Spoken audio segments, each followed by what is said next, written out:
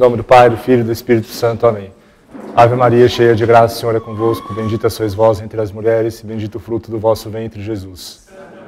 Mãe de Deus, rogai por nós, pecadores, agora e na hora de nossa morte. Amém. Em nome do Pai, do Filho e do Espírito Santo. Amém. Bom, então, salve Maria. Eu estou lembrando de quando eu dei a minha primeira aula, né, que foi um desastre. Porque eu estava muito nervoso, né? Tinha acabado de me formar. E aí, lembrar dos assuntos, controlar uma sala de aula, foi bem complicado, né? Demorou acho que uns 6 meses para eu ficar assim um pouco mais tranquilo. Aí, com o passar do tempo, a gente vai pegando um pouco o jeito. Mas aqui é um público diferente, né? Não estou acostumado com esse tipo de público. Tem uns alunos ali, né? E um assunto também que eu não estou acostumado a explicar, né? Então, se eu me atrapalhar com alguma coisa, vocês me desculpem, né? Eu até ia fazer uma brincadeira, porque ia dar uma aula de matemática. Ó. Coloquei logaritmos, definição, propriedades, mas deixa para lá, né? Então, o tema da aula, o livro que eu escolhi, é um livro do padre Garrigou Lagrange, que chama O Homem e a Eternidade. Acho que a maioria deve conhecer, imagino, né? E... Não? Também não? Sério? Então, o padre Garrigou Lagrange foi um tomista importante do século XX. Eu não vou falar muito sobre ele, porque o Pedro falou bastante sobre ele na aula que ele deu, né? Uma aula sobre as 3 conversões, não é? Um outro livro do padre Garrigou. Então, ele já falou bastante sobre esse padre, sobre esse autor. Então, eu já vou direto aqui para o texto. Então, nesse livro, ele começa com a introdução, onde ele fala que o assunto do livro vai ser a profundidade da alma humana e como ela se relaciona com as realidades últimas do homem, né, que são os novíssimos. Então, a morte, o juízo, o purgatório, o céu e o inferno. Então, o livro vai ter 2 partes. Então, na primeira parte, ele vai falar mais sobre essa questão da profundidade da alma humana, né, e como que a única coisa que pode satisfazê-la por completo é Deus. E depois, né, a segunda parte, que vai ser propriamente a parte que ele vai tratar dos novíssimos. Então, ele mesmo diz que o livro é um tratado sobre os novíssimos. Eu não vou falar muito sobre os novíssimos, porque eu vou ficar mais aqui na primeira parte do livro, hoje, né? Então, na primeira parte, ele analisa a profundidade da alma na vida presente. Então, ele vai falar bastante sobre a questão dos sentidos e também do papel da imaginação no conhecimento sensível. O conhecimento sensível, que assim como os sentidos, a gente tem em comum com os animais, né? Então, nós, como animais, temos esse conhecimento sensível e temos sensibilidade. E a inteligência e a vontade que o homem tem e tem em comum com Deus e os anjos, né? Então, o homem, assim como os anjos, tem vontade e inteligência. Então, o assunto é esse. E a finalidade do livro não é uma finalidade meramente teórica, mas é um livro mais que vai se voltar para que as pessoas tenham uma vida religiosa melhor, né? Um livro mais, digamos, devocional, né? Então, para elas tomarem consciência das suas responsabilidades, então ele coloca, né, essas finalidades, tirando-nos da nossa superficialidade. Porque a Madre mesmo comentou na última aula, é sempre um risco muito grande a gente se deixar levar só pelas nossas ocupações diárias e não dar atenção devida àquilo que é mais importante, né? E não é uma coisa que necessariamente a gente às vezes faz por mal, mas porque de fato as ocupações da vida nos solicitam e a gente acaba se preocupando com elas, talvez até mais do que deveria, e não considera o que é mais importante. Então é sempre bom estar assistindo aula, lendo esses livros que nos estimulam, né, e nos relembram das nossas obrigações. Então, uma outra finalidade, afastar da perdição aqueles que estão no caminho da condenação,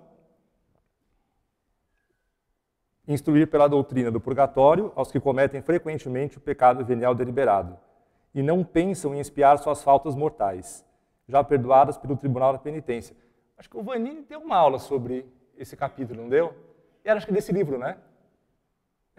Acho que ele falou sobre o purgatório. E ele comentou sobre a importância de expiar os pecados que foram perdoados no sacramento da penitência. E, para a gente ter uma ideia elevada do céu, da felicidade eterna, então, seja por oposição ao inferno, seja pelo atraso da visão beatífica que faz sofrer as almas do purgatório, ou ainda pela elevação infinita do nosso fim último, sobrenatural, que é Deus, né? Então, quer dizer, o próprio purgatório e o inferno acabam ajudando a gente, até por um contraste, né, no caso do inferno, a ter uma visão mais adequada, uma visão mais elevada do céu, né? E no caso do purgatório, como que o principal dano que a gente vai ter, né, aquilo que mais nos prejudica no purgatório, é justamente a gente não poder ver a Deus, né, ter essa visão adiada, ainda que por um tempo. Uma coisa interessante que ele coloca também, ainda na introdução, é que a gente tem que procurar compreender a religião como uma religião de vida, né, e não simplesmente uma religião de fórmulas. Claro que quando a gente começa a estudar a religião, quando a gente começa a aprender o catecismo, tem aquelas verdades de fé que a gente tem que decorar, né, e é normal isso, faz parte do processo. Mas a gente não pode ter uma visão de Deus apenas como um Deus que pune, né, apenas como um Deus que nos dá ordens que nos parecem desagradáveis, né, como se fosse, sei lá, uma pessoa chata, ranzinza, que fala coisas que nós não gostamos, mas que a gente faz por uma certa obrigação. Porque, na verdade, isso, como se fosse um pai, né, ou uma mãe. Porque, na verdade, quer dizer, quando Deus nos dá um preceito, quando Ele nos coloca alguma lei para a gente cumprir, Ele faz porque Ele conhece a nossa natureza melhor do que nós mesmos, né, porque Ele que nos criou. Então, quer dizer, é como a gente comprar, por exemplo, um aparelho eletrodoméstico. O que a gente tem que fazer para usá-lo bem? Então, primeiro começar pelo manual de instruções, né? Por quê? Porque quem fez aquele aparelho é quem melhor conhece o modo de funcionamento dele. Então, ele vai nos prevenir para que a gente use bem esse aparelho. No caso dele quebrar, por exemplo, olhar para a câmera é meio estranho, né? Olhar para cá é melhor. Sim. Então, ele nos conhece melhor do que nós mesmos, então ele pode nos orientar. Está falando do caso do aparelho quebrar. Isso, no caso do aparelho quebrar, né? Ou para a gente fazer um bom uso dele, ou no caso do aparelho quebrar, como que a gente pode remediar. Então, quer dizer, quem fez o aparelho sabe melhor do que quem está usando como que aquele aparelho deve ser usado, né? Então, a mesma coisa Deus que nos fez, então ele sabe melhor do que nós como que a gente tem que levar a nossa vida para que a gente consiga atingir a felicidade, para que a gente possa conseguir aí a vida eterna, né? Então, quer dizer, não é simplesmente um Deus caprichoso que dá ordens por dar ordens, né, porque Ele quer mandar, mas é porque Ele, de fato, conhece a nossa natureza e Ele quer a nossa felicidade, né? Então, isso é uma religião apenas de fórmulas, né, de coisas incompreensíveis, mas que a gente possa compreender o porquê daquilo que a gente faz, a razão de ser daquilo que a gente acredita. Então, na primeira parte, ele vai falar, então, da profundidade da alma na vida presente, e aí é como que vai numa escala, numa progressão. Então, ele começa falando da profundidade da sensibilidade, iluminada pelo conhecimento sensível, depois a profundidade da vontade, iluminada pela inteligência, né? Então, primeiro, uma questão mais animal, depois já uma coisa mais espiritual. O progresso das virtudes adquiridas, né? Então, aquelas que nós adquirimos por nosso esforço, e depois o progresso nas virtudes infusas, então aquelas que Deus nos concede, sobretudo a caridade na vida dos santos, no enfrentamento das adversidades e nas alegrias de um fecundo apostolado. Então isso, né, o efeito da graça que Deus infunde na vida dos santos, como repercute no apostolado que eles fazem. Então, o primeiro capítulo é a sensibilidade e o conhecimento sensível. Então, ele vai dizer que a sensibilidade é o princípio das emoções e das paixões. Então, as emoções e as paixões são como que efeitos, né, dessa causa que é a sensibilidade. Que ela é provocada pelo conhecimento sensível, que é aquilo, como eu já comentei, a gente tem em comum com os outros animais. Então, nós, como os outros animais, temos sensibilidade e temos emoções e paixões. E também é chamado de apetite sensitivo. Então, a sensibilidade é chamada de apetite sensitivo, para diferenciar do outro apetite, que é o apetite racional, que é um outro nome para a vontade, né? Então, a vontade, ela, de modo diferente da sensibilidade, ela é provocada, sobretudo, pelo conhecimento intelectivo, né? Pela inteligência, que aí é uma coisa que nós temos em comum com os anjos e com Deus. Então, de um lado, nós temos mais ligada à nossa parte animal, a sensibilidade, mas não exclusivamente, porque também as coisas do espírito acabam repercutindo sobre a nossa sensibilidade, né? Então não é exclusivamente. Mas a sensibilidade então está mais para o lado animal e a vontade para o lado espiritual.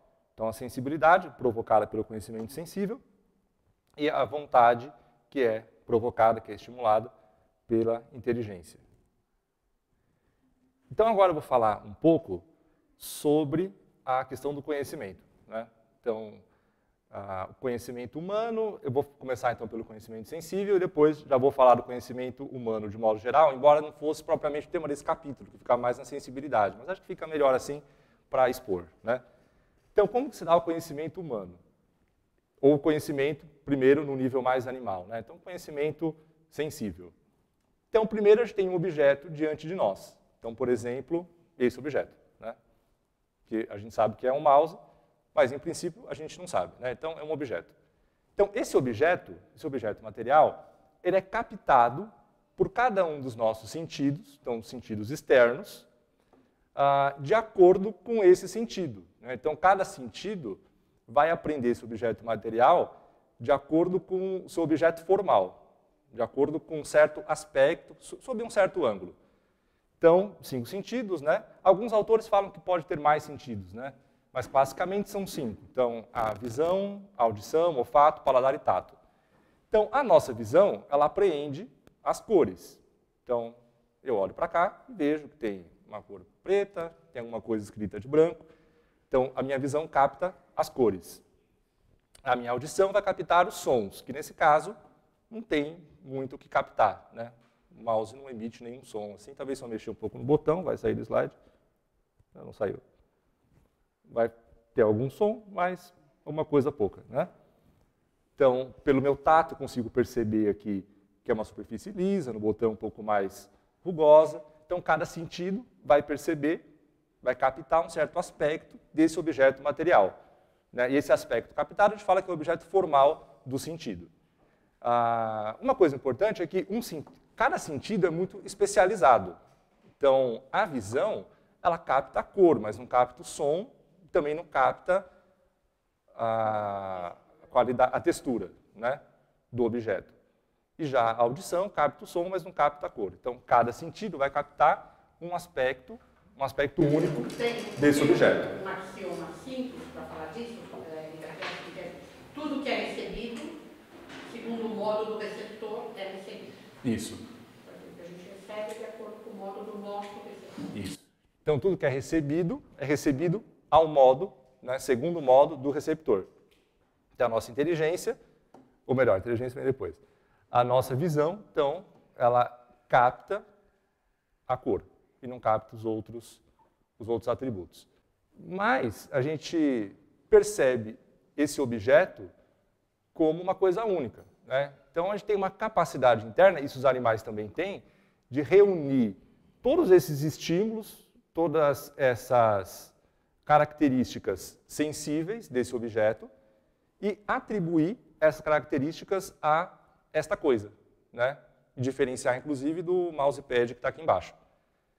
Então, esse sentido, essa capacidade, então, ela é distinta dos sentidos externos, justamente porque cada sentido externo vai atuar sob um certo aspecto, e esse sentido, que aí já vai ser aqui um sentido interno, então aqui o sentido interno, vai ser esse sentido comum. Então, o sentido comum é aquele que é responsável por agrupar, por reunir, por unificar todas essas minhas experiências dos sentidos, atribuindo a uma coisa, né? E mesmo no animal, isso também ocorre.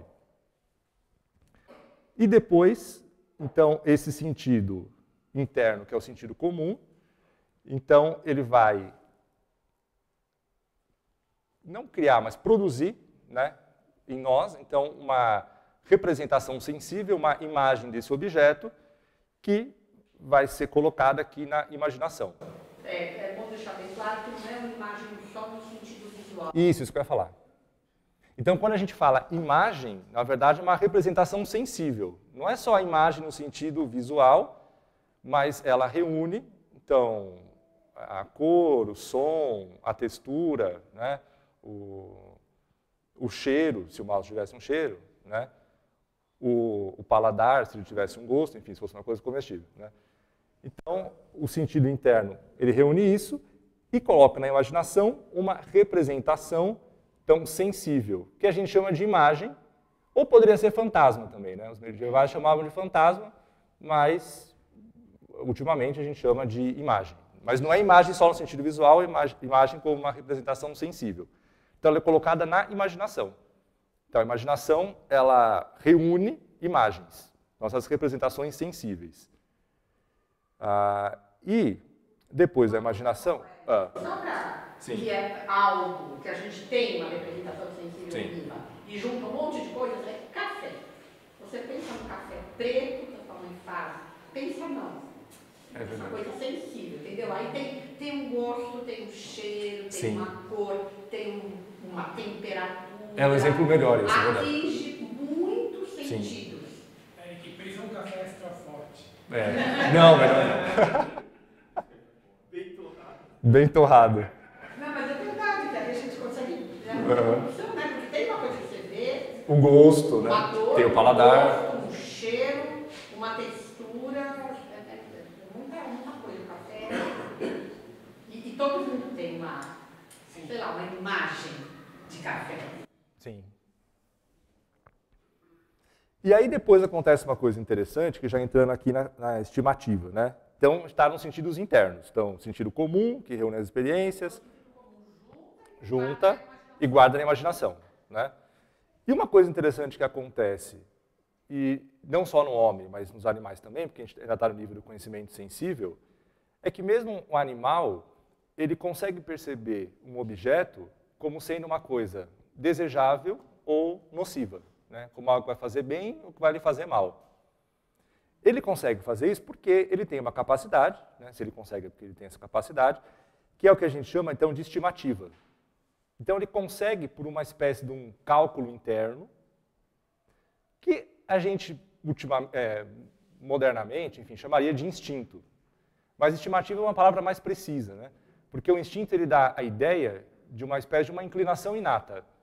Mas quando a gente fala estimativa, não é só uma inclinação inata. É uma coisa que é um cálculo que é feito, um cálculo não, um cálculo racional, né? Um cálculo interno que é feito, mas com base na experiência da imaginação, com base nas experiências acumuladas por aquele animal. Que ainda não aprenderam a atravessar a rua. Porque justamente ele ainda não aprendeu. Sim. Depois ele aprende, ele consegue fazer o cálculo da velocidade, o carro está vindo, e se dá ou não para ele passar. Mas se for um cão que vive num lugar que não há carro, ele pode se fazer atropelar, porque ele ainda não aprendeu a fazer esse cálculo. Sim. Que não é uma coisa inata, né? Não. Ou mesmo, sei lá, um cachorro na rua. Você pode se aproximar dele e ele pode se aproximar de você.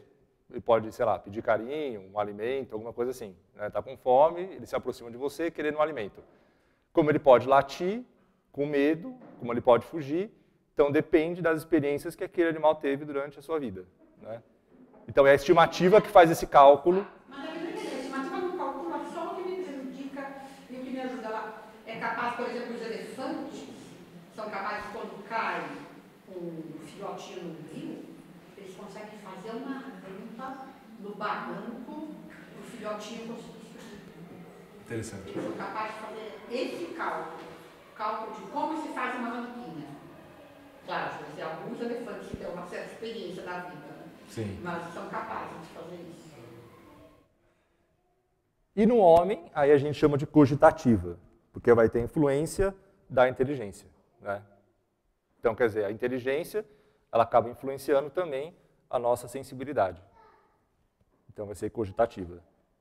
E a memória, que então agrupa, né, essas relações aí da estimativa e que normalmente a gente chama de memória quando tem uma referência ao passado. Então, não é só uma lembrança, mas é uma lembrança com uma referência ao passado. Então, a gente tem a imagem, que é essa representação sensível. Então, até aqui é o conhecimento sensível. E aí depois, então a gente vai ter no homem, então já não é mais em qualquer animal, então no caso do homem, a ação do intelecto ativo. Então, o intelecto ativo, então, ele vai se debruçar sobre essa representação sensível e vai conseguir extrair dela aquilo que é a essência, né, da coisa. O que a coisa é, o ser da coisa, a forma imaterial. Então, ele vai estabelecer um conceito daquilo que a coisa é. E que, diferentemente da imagem, que é sempre uma coisa sensível, particular, ainda que na nossa cabeça, mas é uma coisa sensível, não é uma coisa particular, uma coisa individual. A essência, ou o ser, o conceito que ele extrai, aí já é de ordem imaterial. Por quê? Porque é uma coisa aplicável a muitos. Então, por exemplo, esse objeto, eu percebo, né, a minha inteligência percebe o que ele é e atribui um nome. Então, mouse. Né? Então, esse nome, mouse, ele vai servir não só para esse objeto, mas para todos os objetos de um certo tipo que a inteligência reconhece como sendo do mesmo tipo que esse. A imagem que você tem desse é preta, tem essa dimensão e essa textura. O conceito que você tem na cabeça de mouse não tem cor. Pode ser preto, verde, amarelo, pode ser mais comprido, mais redondinho. Isso. Ter fio, não ter fio. Então a inteligência é como que despoja, né, o objeto de todas as suas características individuais, extrai dele um conceito que é universal porque não é aplicável só a esse objeto, mas é aplicável a todos os objetos desse tipo. Né? Então, o intelecto fazendo isso, ele só pode ser da mesma natureza, até porque tudo que é recebido ao modo do receptor. Então, se o intelecto é capaz de alcançar o que essa coisa é, e essa coisa é um universal, uma coisa imaterial, é porque o intelecto é dessa mesma natureza imaterial. Então, não poderia atingir esse conceito imaterial. E aí, então, despojando, né, de todas essas coisas que a gente chama de acidentes. Né? Então, o mouse não precisaria ser necessariamente preto e com esse formato específico, ele poderia ser mais gordinho, mais magrinho, ter uma outra cor, e mesmo assim seria um mouse. Desde que aí você, sem formulário, tem uma definição. Isso. Todo aquele objeto que é adequado à mão humana e serve para controlar o computador, a gente vai chamar de mouse. Sim.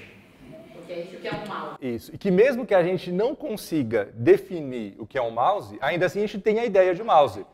Tanto que se a gente vir um outro mouse, a gente vai reconhecer e falar, é um mouse. Então posso até não conseguir definir precisamente o que é o objeto. Mas eu tenho uma ideia dele, tanto que quando eu vejo um outro objeto, né, do mesmo tipo, eu consigo chamar pelo mesmo nome. Tanto que eu, por exemplo, fiz uma definição completamente assim, leiga. Sim. Provavelmente o André, se fosse definir o mouse, ele tem muito mais informática do que eu, ele poderia se definir, sei lá, o que tem isso aí dentro, eu não tenho nenhuma ideia. Sim. Mas para mim, mouse é o quê? É aquela coisa que a gente põe a mão e controla o computador. Então, sim. É isso. Talvez, sei lá, um objeto... É eletrônico ou elétrico? Eletrônico. Objeto eletrônico que emite certos comandos para um computador, simulando um cursor. Sei lá, o teclado também emite certos comandos, mas não simula um cursor. Quando é uma definição precisa, a gente estabelece o gênero e a diferença específica, né? O gênero próximo e a diferença específica. Então, mas é que ela vai poder ter muitos níveis de precisão. Sim. Dependendo do conhecimento do sujeito. Sim.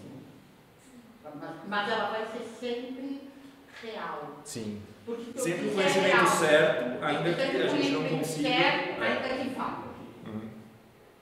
Que a gente pode precisar cada vez mais. Pode precisar cada vez mais. Como o meu conhecimento de informática é nulo, sim. Então, eu tenho uma coisa completamente superficial e exterior. Mas uma pessoa que soubesse poderia dar definições cada vez mais precisas. Sim. Bom, então esse processo, o processo de abstração, que é um processo que a gente atribui, então, uma capacidade que a gente chama de intelecto ativo. Né? Abstração porque extrai daquela coisa, né? E aí, então, a gente tem um ser, um conceito, um universal, porque é aplicável a muitos, e esse conceito, então, ele é retido no intelecto, que a gente chama de intelecto passivo, né? Esse intelecto retém... Eu gostava muito de dar um exemplo que eu acho muito operacional. Talvez para muita gente não sirva mais. Acho que, por exemplo, Davi não sabe mais do que eu estou falando. Mas o Lando falava no slide, o slide é a imagem que eu tenho na minha sensibilidade, o intelecto ativo. eu ia comentar, esqueci. A luz. Raio-X. Quer dizer, eu pensei no raio-X, mas... É a luz. Então, Sim. Talvez vocês possam entender, quando a pessoa olha o filme do raio-X, né? É a luz e a imagem projetada é o conceito, a tela é o intelecto passivo, e a nova imagem projetada é o conceito. Sim, porque o conceito ele não pode estar na memória, porque a memória é material, né? Então ela não pode conter conceitos porque eles têm um status acima do que ela é capaz de abarcar, né? Então a gente tem que ter um lugar imaterial, um lugar entre aspas, né? Uma capacidade que receba esses conceitos, que é o intelecto passivo. Bom, então é o conhecimento humano, né? Então, os movimentos do apetite sensitivo, que são as emoções e as paixões, elas vão ocorrer por meio dos sentidos quando nós estamos diante da presença de um objeto. Então, um cachorro diante de uma pessoa, né? Pode despertar alguma emoção, uma paixão, como a gente já falou antes. Ou ainda por meio da imaginação que nos propõe então, a representação do objeto. Então, o que vai mover a sensibilidade ou é a presença material do objeto ou a representação dele na imaginação. E aí, o objeto que é proposto pelo conhecimento sensível, então aqui no nível sensitivo, isso aqui também já comentou, é tido como desejável ou não desejável. Não desejável não quer dizer necessariamente nocivo, mas pode ser também uma coisa indiferente, né? Então, na medida que ele convém ou não. Então, por exemplo, o animal deseja o seu alimento. E ele vai dizer, então, que a primeira das paixões, e que é a pressuposta pelas demais, é o amor sensitivo. Então, o amor sensitivo é a primeira das paixões. E dessa paixão, que é o amor sensitivo, vem, então, as demais emoções e paixões. Então, a gente vai ter aqui, por exemplo, o amor sensitivo, por exemplo, o cachorro que tem, então, esse amor sensitivo pelo alimento que ele necessita. Então, isso vai despertar nele um desejo por esse alimento. Então, ele quer obter esse alimento, ele tem um desejo esse alimento. Uma alegria, no caso dele, conseguir o alimento. Na esperança de conseguir o alimento. Uma audácia. Então, uma certa iniciativa de enfrentar obstáculos que se opuserem, né, se oporem à obtenção disso que ele deseja. Então, se de um lado tem o amor sensitivo, do outro lado tem o ódio. Então, quer dizer, o ódio em relação a tudo que é contrário à obtenção desse bem. Muito vivo nos cães, né? Se um cão está comendo, alguém se aproxima, Sim. ele é bem agressivo, mas Sim. não deixa. Verdade. Então, o ódio, né, a quem se opõe a esse bem, ou para que ele obtenha, ou para tirar o bem que ele já obteve, né? Então, se de um lado tem um desejo, do outro lado tem a aversão, então a quem se opõe a que ele consiga esse bem, se de um lado tem a alegria, do outro lado tem a tristeza, e esse lado aqui não quer dizer que são coisas negativas. Até aqui são coisas naturais. É normal que se ele perder um certo bem, né, o animal, enfim, nós, se a gente perde um certo bem, é normal que isso cause uma tristeza. O que não pode acontecer é a tristeza, dominar a pessoa, ela não conseguir fazer mais nada, se deprimir. Isso que eu ia falar, isso. Sim. Então, a tristeza, o desespero não no sentido negativo, mas a perda da esperança a perda da esperança de conseguir aquele bem, né? Se de um lado tem a audácia, do outro lado o medo, a cólera, mesmo o medo também não é uma coisa negativa, né? Quer dizer, diante de uma situação perigosa, é normal que uma pessoa tenha medo. Se ela não tiver medo, pode ser estranho também, né? Um psicopata não tem medo, né? Então, aqui são essas emoções que decorrem da primeira paixão, que é o amor sensitivo. E aí depois, que a Amada tinha comentado, então as paixões em si mesmas, elas não são ruins, né?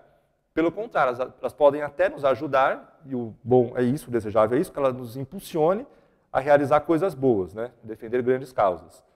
Mas elas serão boas de fato se elas forem regradas pela razão e pela vontade. Claro, e todas essas coisas se definem pelo objeto. Sim.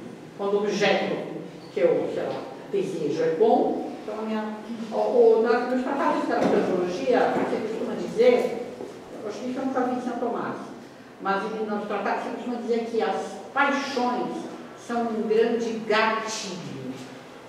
E é verdade, muitas vezes para você começar uma ação, a tua sensibilidade precisa estar movida. Um gatilho é uma coisa boa. Um gatilho pode também ser uma coisa ruim. Pode ser uma coisa ruim. Mas podem ser um gatilho para uma coisa boa, porque elas são normalmente impulsionadoras da ação. Claro. A gente pode pensar como se fosse a vela de um barco. Então, quer dizer, o timoneiro ele quer ir para um certo lugar.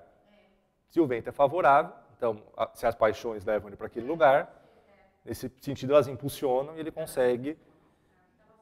Agora, se o vento não é favorável, não a vela, o vento, né? Eu falei vela, o vento. Se ela não lutar pela inteligência, ela vai ser muito apática. Sim. Ela se sente pouco movida. Os não emotivos, Sim. precisam lutar mais que os outros para agir, porque eles se sentem pouco movidos, não tem tanto impulso para ação.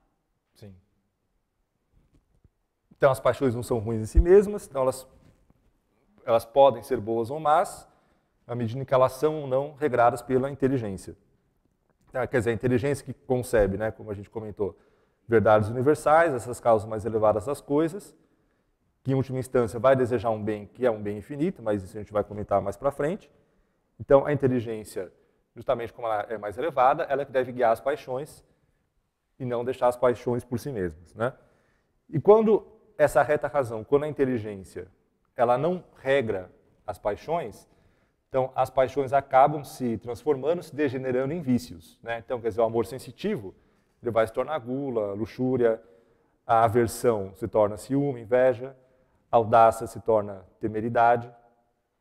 Então, quer dizer, temeridade não é no sentido de uma coisa que é temida, né? Mas é uma espécie de destemor, uma imprudência. Isso, temeridade é isso. Uma pessoa temerária, que ela não tem medo do que ela devia ter medo. A gente quer ser temerário. Sim. E a temeridade é a característica do temerário. Temerário é objetivo, temeridade é substantivo.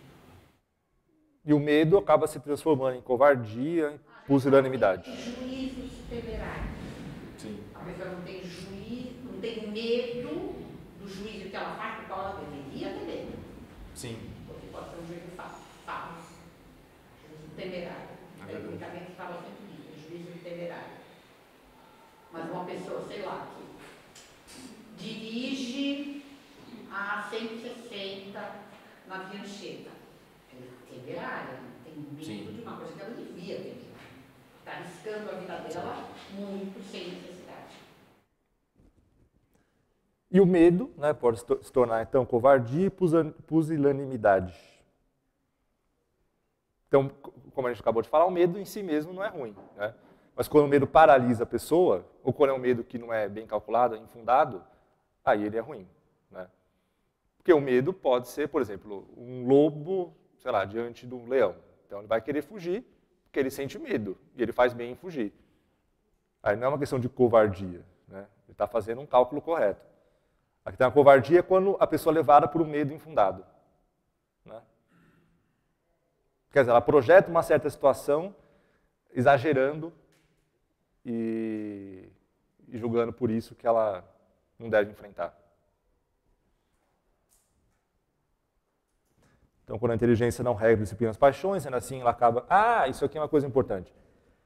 Então, o que acontece, né? Então, por um lado, quer dizer, a inteligência, ela tem essa obrigação, né? Ela deveria regrar as paixões para que as paixões não se degenerassem, né? Não se transformassem em vícios.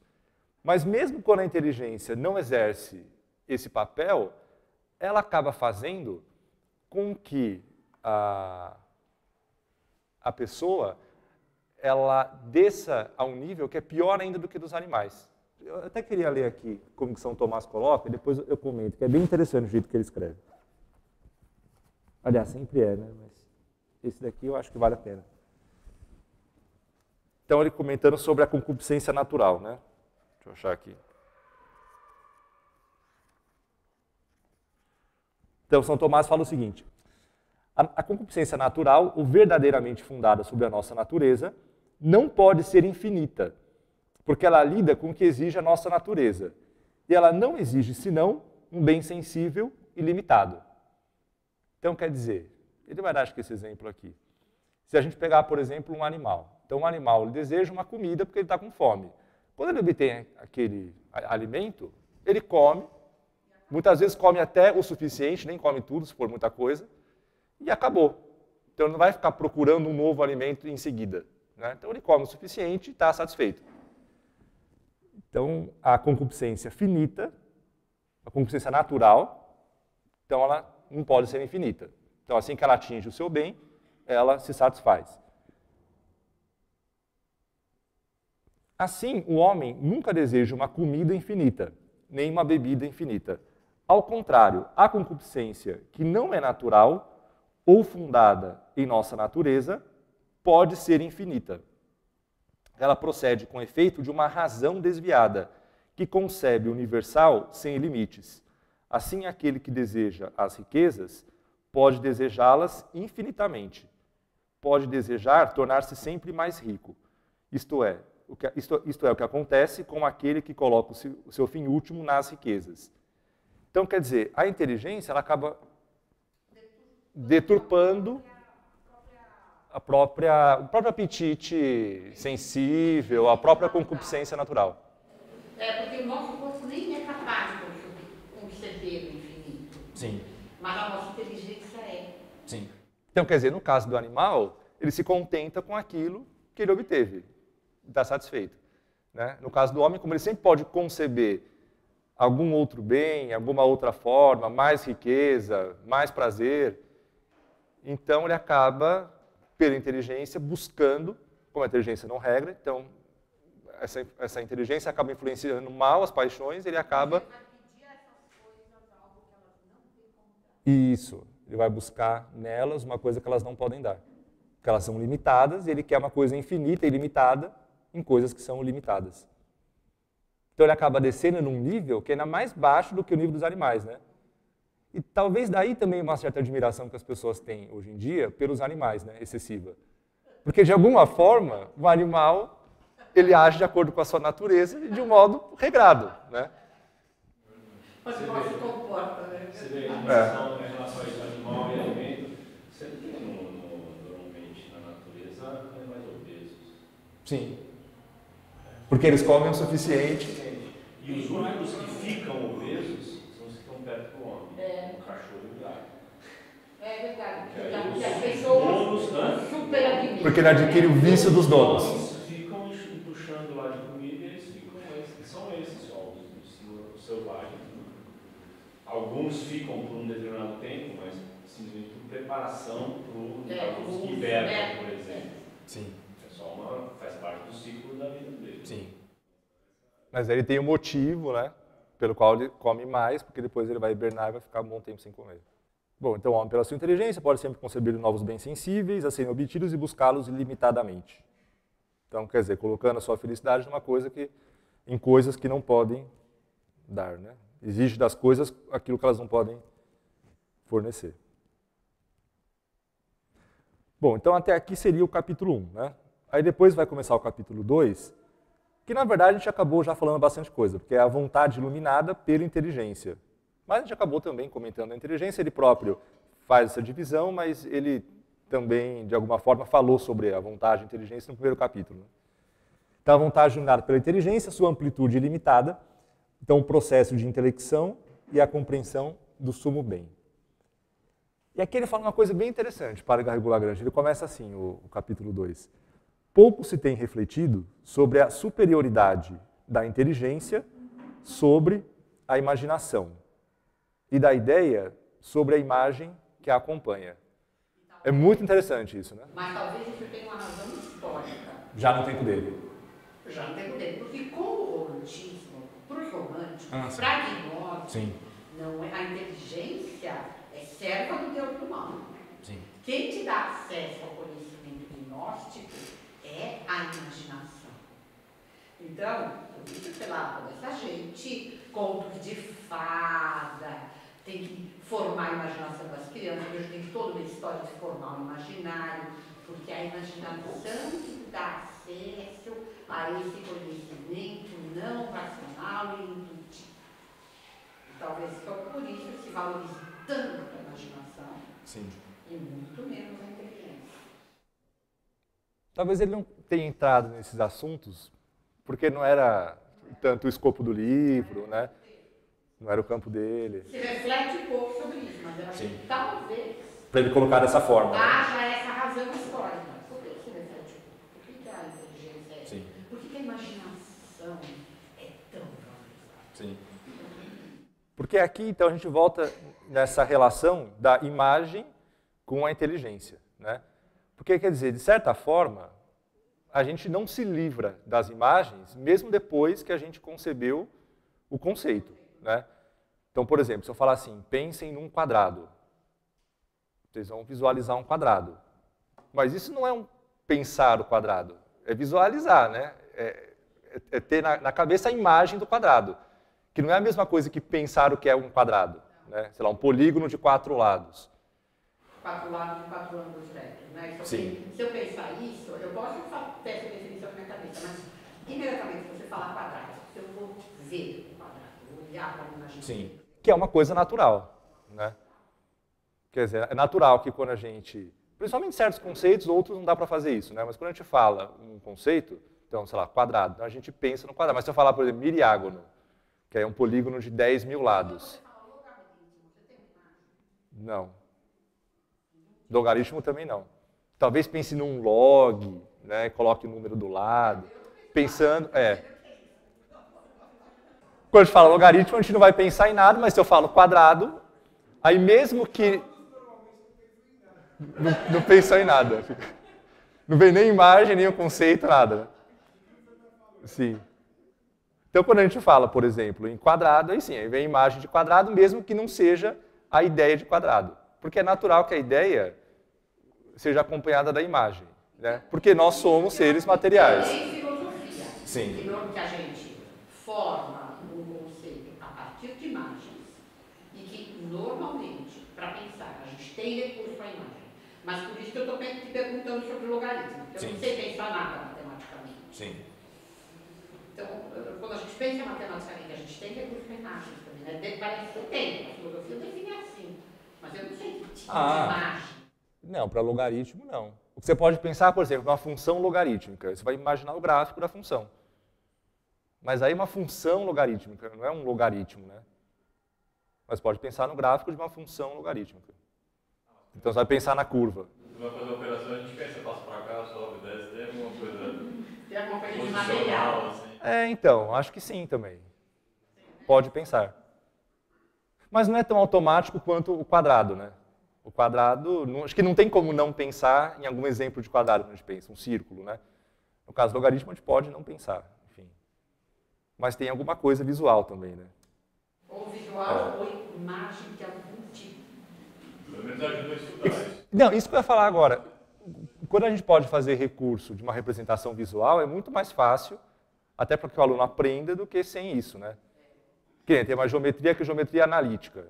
Então, na geometria analítica, é uma espécie de mistura da geometria clássica com a álgebra.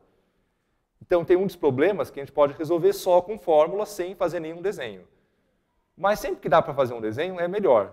Mesmo que não seja um desenho completo, no plano cartesiano, se você faz um certo esquema, já fica mais fácil para você entender o que está acontecendo, né? Então, sempre que a gente pode fazer recurso à imagem, utilizar a imagem, é melhor. Mas nem sempre é possível. Como São Tomás, o mais intelectual dos sentidos é a visão. Então, o que a gente vê, a gente tende a até aguardar, né? Aguardar melhor, a lembrar depois. Eu acho que até no caso de Pitágoras, como você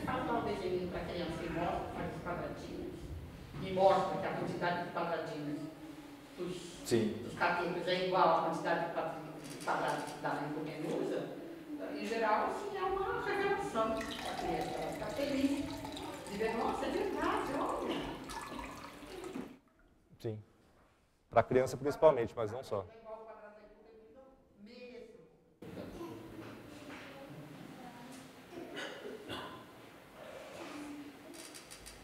E um outro problema que acontece também é que como a imagem, como o conceito geralmente vem acompanhado da imagem, as pessoas às vezes, porque veem as coisas, ou porque têm certas imagens na cabeça, elas acham que compreendem, né?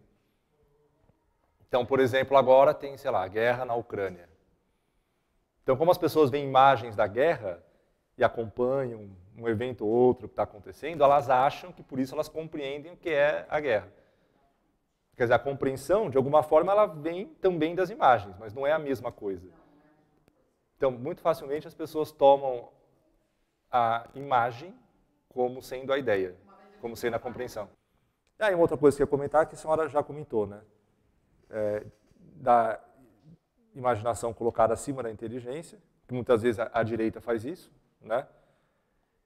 Inclusive, tem alguns que chegam a falar de que é necessário que, para uma pessoa poder estudar filosofia, ou ciência de modo geral, ela tem que ter uma formação literária onde ela deve ler de tudo. Todo tipo de ficção, ou talvez alguns mais conservadores, ler apenas os clássicos, mas que a gente sabe que tem muitas coisas imorais, muitas coisas que não convém. Porque aquilo que a gente coloca na inteligência, de alguma forma, depois vai ser evocado ou pela inteligência, ou por ela mesma, por algum processo de associação, né? Então tem que tomar muito cuidado com o que a gente consome. Essa direita aí que está agora no poder, que está muito famosa no mundo inteiro, para eles essa questão da imaginação e da literatura é absolutamente fundamental. O verdadeiro conhecimento vem daí. Sim. Então tudo isso é absolutamente... E eles chegam a falar que a gente tem que consumir a literatura sem nenhuma restrição. Sem nenhuma restrição moral. Que aí depois a gente vai depurar essas experiências literárias, porque elas são importantes para a gente ampliar o nosso repertório de imagens, de experiências. Sim.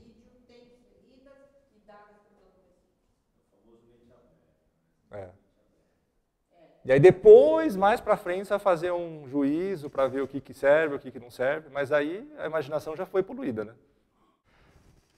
Então, né? Aí, depois, então eu tinha avançado aqui, então a questão da inteligência, da imaginação. Então, quer dizer, não é que a imaginação é ruim, mas ela tem que ser bem alimentada, né? A gente não pode colocar de tudo, até porque a imaginação, por ser uma coisa material, ela tem certas leis que a gente não controla, né? Ela tem uma lei associativa que, quando você vê uma coisa, pode evocar uma lembrança, uma recordação que você não quer ter, né? Mas se a gente lê os padres ortodoxos, os padres da igreja, os grandes santos, o que eles insistem muito com a nossa imaginação? O que ela mais precisa? Ter controle. Sim. Santa Teresa chega a dizer, a imaginação é a louca da casa. Mas é isso, o que ela mais precisa é de controle. Não que ela seja ruim, mas que facilmente ela... Sim. Ela é poderosa. Sim. E como você disse, quando ela é uma coisa física, ela é forte de controle, assim como eu não controlo. Sim. Então, quer dizer, a pessoa vai ter um trabalho maior para, de alguma forma, não dar atenção àquilo que a imaginação está mostrando para ela. Bom, então o objeto primeiro da nossa inteligência é o ser, e no caso do homem, o objeto próprio da inteligência é o ser das coisas materiais, né? Que é aquilo que ele tem mais afinidade, que ele consegue conhecer com mais facilidade. Quando conhecemos, nos perguntamos sobre o que as coisas são, quais são as causas dos fenômenos, a razão de ser das coisas. Então, quer dizer, mesmo uma criança, né? Quer dizer, uma criança ela pergunta muito o porquê das coisas. Que ela quer saber o que a coisa é, qual é a razão de ser dela. E aí tem um exemplo clássico, né? Por exemplo, diante de uma estátua, a criança pode perguntar, mas o que é essa estátua? Então a gente vai dizer, é um busto do Sagrado Coração, né? Então seria a causa formal, o que a coisa é. Mas ela pode perguntar também do que ela é feita. Então seria a causa material, ela é feita de madeira. quem fez essa estátua? Quem fez foi o escultor tal. Então, a causa eficiente, quem produziu a estátua.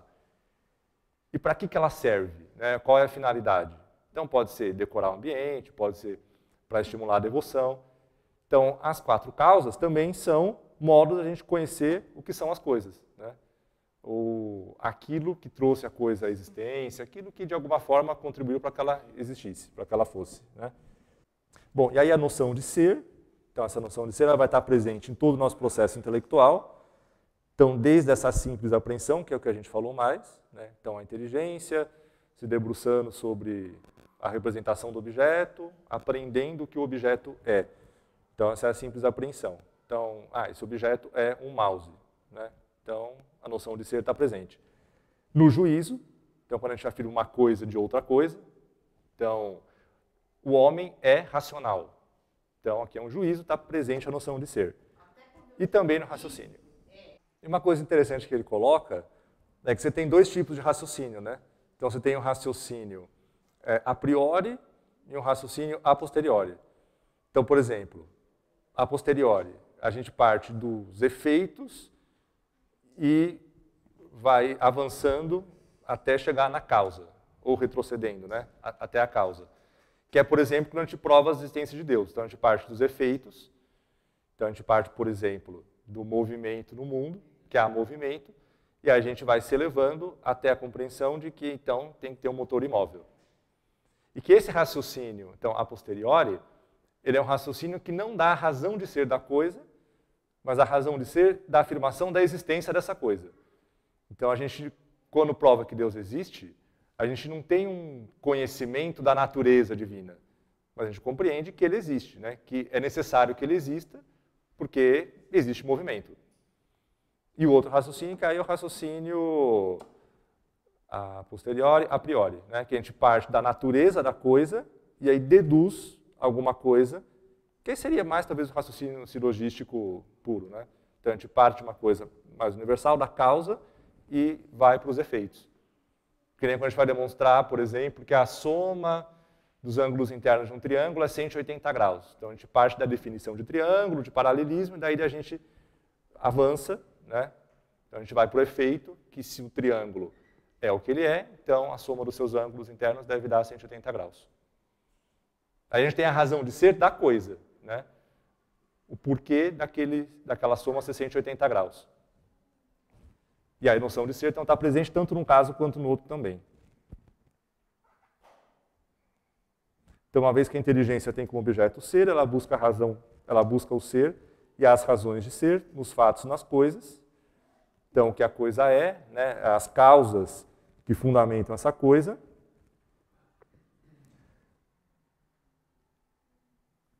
A inteligência aprendendo, bom, isso daqui eu já comentei também. E aí depois, então a inteligência não concebe. Bom, então acho que o que fica é a importância do conhecimento sensível, né, dando base para o conhecimento racional. Então a imaginação tem um papel importante, mas ela tem que ser bem disciplinada. Ela tem um papel importante porque ela vai fornecer, então, aquilo que vai ser abstraído pela inteligência, mas a gente tem que tomar muito cuidado para não poluir a imaginação com coisas inconvenientes, porque isso depois vai ter um preço no futuro. Né? Essas lembranças ruins vão acabar aparecendo e é bastante ruim para a vida espiritual. Pai do Filho e do Espírito Santo, amém. Ave Maria, cheia de graça, o Senhor é convosco, bendita sois vós entre as mulheres, e bendito o fruto do vosso ventre, Jesus. Santa Maria, Mãe de Deus, rogai por nós, pecadores, agora e na hora de nossa morte. Pai do Filho e do Espírito Santo, amém.